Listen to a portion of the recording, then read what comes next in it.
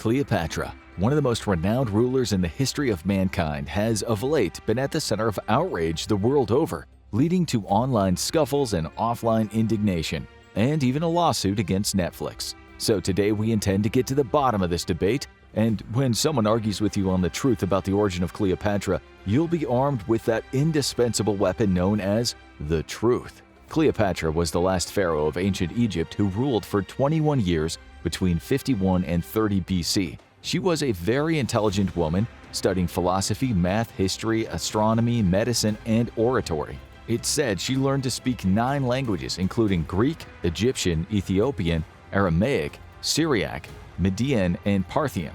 Languages will be a matter of importance later in the show.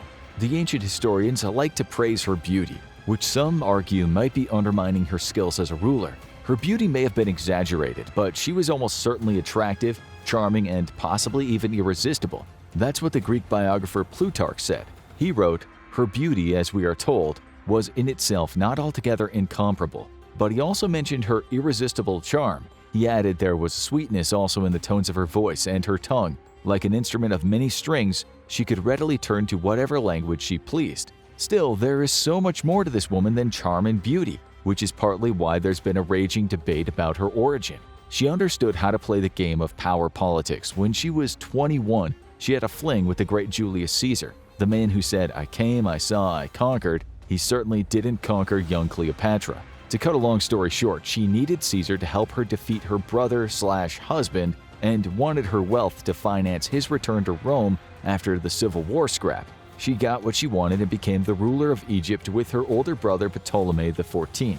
She later teamed up with Mark Antony after Caesar was stabbed multiple times and killed in the theater of Pompeii. Antony and Cleopatra had 3 children and became a powerful force together, but the story ends with them both dead. That's maybe the biggest abridgment of the story we've ever done. But just understand, she was a smart ruler with outstanding political savvy. She got the most powerful men in Rome on her side. She promoted the arts and sciences and was an excellent military leader. She tragically died. The Romans conquered Egypt and the Ptolemaic dynasty died with her. She's been extolled as one of history's greatest rulers, in a league table occupied mostly by men.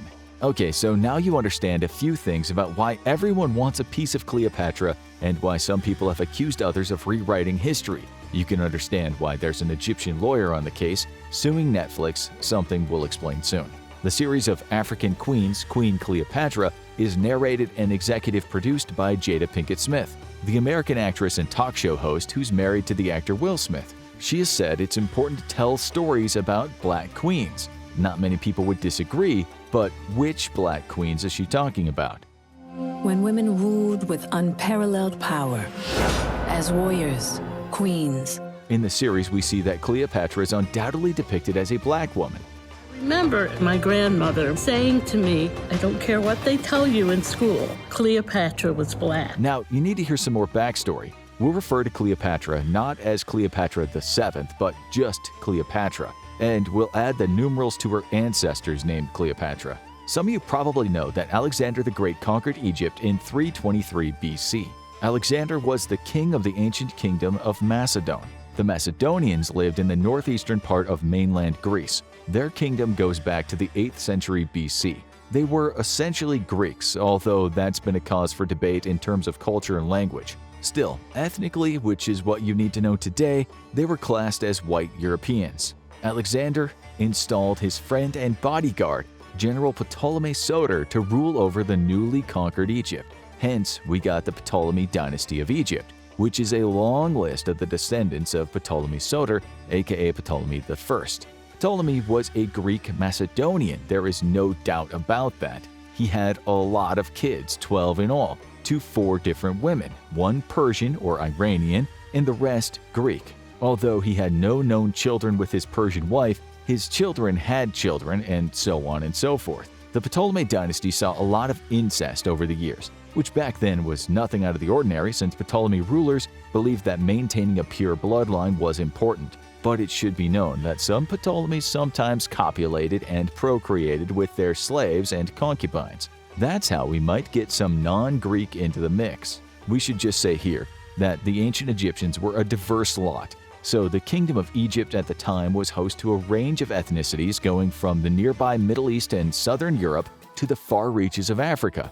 A study we found revealed that the mitochondrial DNA composition of Egyptian mummies has shown a high level of affinity with the DNA of the populations of the Near East. There were certainly black folks in Egypt before the Greeks conquered it, but your average Egyptian dude and dudess looked more like Middle Eastern. Moving on, Cleopatra's father was Ptolemy XII Alvetes. His father was Ptolemy IX Soter, who was the son of Ptolemy VIII Physcon and Cleopatra I, all Greeks. Ptolemy XII might have married Cleopatra V, who is said to have been his sister or cousin. She's thought to be the mother of Cleopatra. It's likely, say many historians, that Cleopatra was the daughter of Cleopatra V because had she been illegitimate, her enemies in Rome would have made a song and dance about it. You have to remember that back then if someone was illegitimate, it was usually used as a weapon against them by their enemies. You can never be 100% sure about any of these things, but historians agree for the most part that Cleopatra was very likely the offspring of Cleopatra V and Ptolemy XII. The question remains though, who were Cleopatra V's parents? Her lineage is not mentioned in the ancient texts or papyri, so we really don't know for sure. She could have been the illegitimate daughter of Ptolemy IX.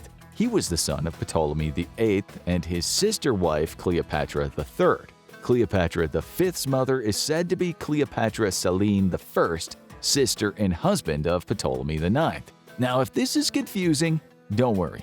We almost had a breakdown trying to figure out this bloodline, but rest assured, these Ptolemies were somewhat overly concerned with keeping it in the family.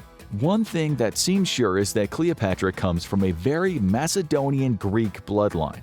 So, how did we reach this point of contention? The confusion starts because we can't always be 100% certain of the bloodline, since these Ptolemy men, as you know, had the occasional illegitimate kid. For instance, there's the theory that Cleopatra's paternal grandmother was a concubine. She might have been Alexandrian or Nubian, which could make her ethnicity non-Greek, or perhaps she might have been black. It's a long shot to say the least, and there's not really much to back it up.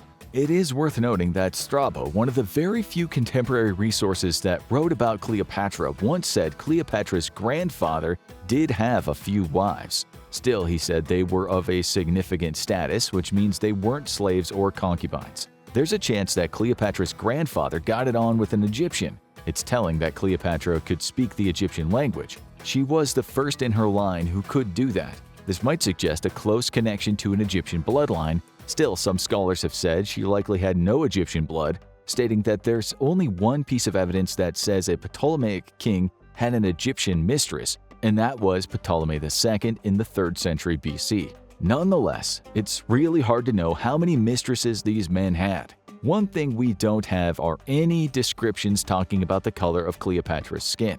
Nonetheless, an important factor in this debate regarding looks was mentioned by the Egyptian archaeologist Zahi Hawass. He certainly doesn't think Cleopatra was black. Incidentally, he wrote that once he sat at a dinner table in New York with Will and Jada Pinkett Smith, and later the Smith family, minus Jada, did visit Egypt. In the same article, Hawass said he'd unearthed coins in temples, and Cleopatra's face on those coins is certainly not that of a black woman. He said he'd found other images too, which also make her look European. But importantly, he wrote, luckily for historians and archaeologists, the ancient Egyptian artists were sticklers for detail. Examine the faces and the racial characteristics for each of the figures are clearly shown. He goes on to say that he and his team excavated the tomb of Ramses II in the Valley of the Kings, and they found a scene of the sun god Ra on his boat, standing in front of Egyptians, Africans, Libyans, and Asiatics. Hawass said the ethnicities of all four were clearly identifiable. He added, Netflix is trying to provoke confusion by spreading false and deceptive facts that the origin of the Egyptian civilization is black. There's an early Roman bust from 40 to 30 BC, which is in the style of a Greek woman. Greek and Roman art and coinage present her as having traditional Mediterranean ethnicity. She's depicted as having a large nose and olive skin. It should be noted that some of these artifacts were made many years after she died. While we can't be 100% sure of her exact bloodline, we need to understand why she's been called a black African woman, something people started writing about as early as the 19th century. Some of these theories were easily refuted, such as when it claimed in a book, that Cleopatra said she was black in the New Testament's Book of Acts. She clearly didn't, and no historian would say that now. There's also a BBC documentary titled Cleopatra: Portrait of a Killer, in which scholars try to reconstruct her skull. The conclusion was that she might have been black, but experts have debunked what little evidence there was. The speculation was based on a skeleton found in a tomb, which led the team to think the half-sister of Cleopatra was possibly black, but this was also debunked by scholars. The conclusions in the series were later referred to as pseudoscience. It's worth noting that people back then had no concept of race, but they did think about ethnicity. In fact, it's written that the Ptolemy dynasty was xenophobic toward what you might call outsiders. This is also another reason why Cleopatra is very unlikely to have been black. As you know, the Ptolemies didn't like mixing their blood with the outsiders. There really isn't any compelling evidence we can find that says she was black. The evidence makes her almost certainly Greek, with perhaps distant Persian blood. She could have had mostly Macedonian Greek blood and perhaps some Egyptian blood, but there's absolutely nothing that tells us she had black African blood. One historian said there is no room for anything else, certainly not for any black African blood. He also said Egyptian mistresses were very much a rarity within the Ptolemies. Even if Cleopatra did have some Egyptian blood, all the evidence tells us she certainly regarded herself as Greek in terms of culture and traditions, but was born in Egypt and ruled Egypt. We actually can't find a modern scholar in any news articles right now that does say that she was black, though some do talk about the possibility of vaguely mixed blood. Most say she was most definitely Greek with possibly some Egyptian/Persian blood.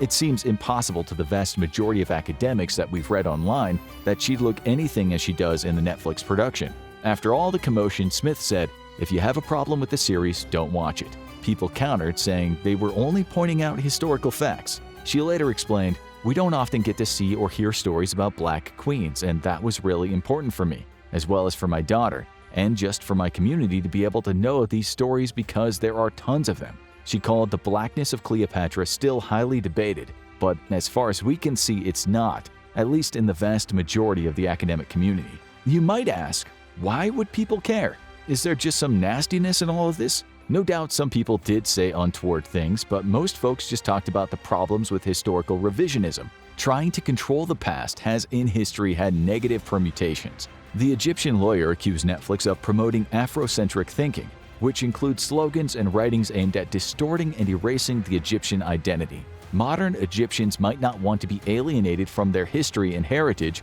just as black Africans would feel the same about their history and heritage. To make that point, one commenter asked if it would be okay for Ryan Gosling to play the heroic Martin Luther King in a movie. It would certainly seem weird and could rouse some outrage, especially if it was a documentary. Still, King didn't live thousands of years ago, so the same argument can't really be made. No one can be absolutely sure, but then you could say that about many figures in ancient history. It sounds petty debating this, but for some it's a serious issue.